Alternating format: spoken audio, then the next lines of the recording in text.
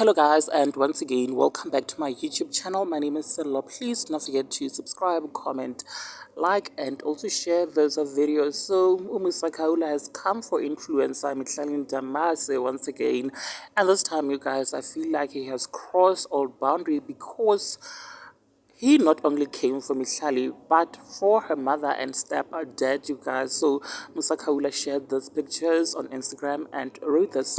MJ lied with her HOE mom on a trip to wherever paid for by Leroy Sedambe. Meanwhile, the SASA security guards are still not paid their full salaries.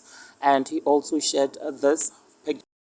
He also shared Mihlali's mother's picture with Mihlali's stepdad and wrote, MJ lies mom with her funky nigga. And of course, you guys, understandably so, Mihlali addressed the blogger through this long post for the very first time. She wrote, I'm not in the business of explaining myself and responding to BS, even when a false narrative is being pushed, because I know my truth and my work speaks for itself. But the moment you start attacking my loved ones, it's personal. I signed up for this, but my family did not. The least you can do is leave my parents out of my mess. Clearly, it's not about blogging anymore, it's personal. And Mr. Khawula, let me educate you and others since you lack information on who I am and where I come from. With all due respect, since y'all give men too much credit, cause being exposed to luxury since birth, I was dropped off and picked up from school in Mercedes from pre-primary. My first car was a Mercedes. I bought my mom a luxury car at 22 years old. I've never accepted hand-me-downs because I never needed to.